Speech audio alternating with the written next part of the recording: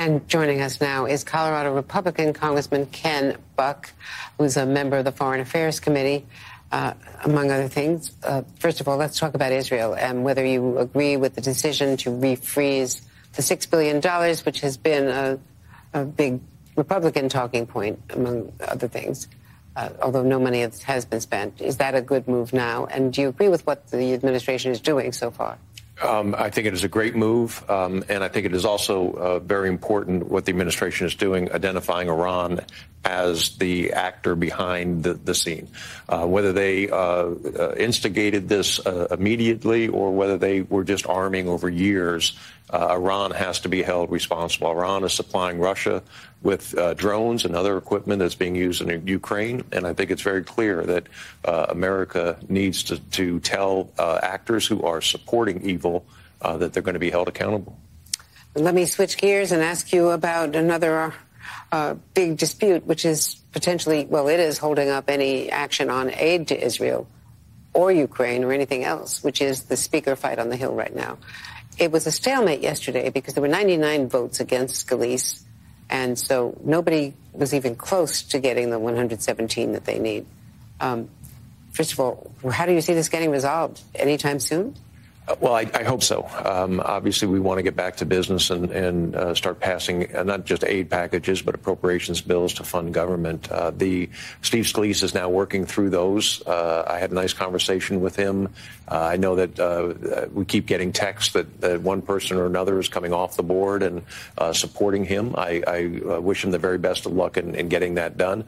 If he doesn't get that done, I think by the end of today or sometime tomorrow, he will announce that he is withdrawing his name and we'll go to the next person.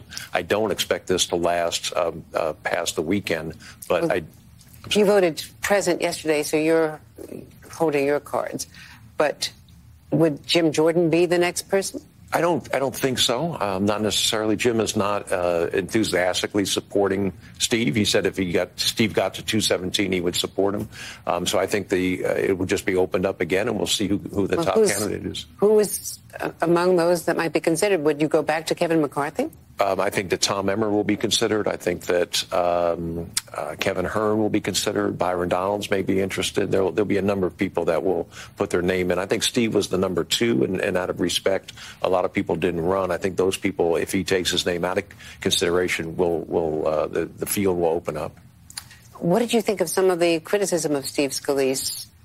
One member saying that he was potentially too absorbed with his cancer fight, and others saying that they thought he was too connected. I think Nancy Mace said too connected in his past, at least, to David Duke and other white separatists. I think the statement about his health is cynical and really, I think,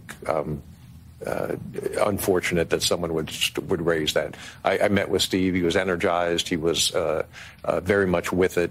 Gave a great speech in conference. I don't think the fact that someone's going through cancer treatments disqualifies them in any way. In his past, the past was I think he was on a radio show or something that at another time had a white nationalist on it. But clearly, there are a number of African American leaders and others who have stood up for Steve and talked about his fairness. Ken Buck, thank you very much. Thank you. Obviously, no decision yet. Good to see you, sir.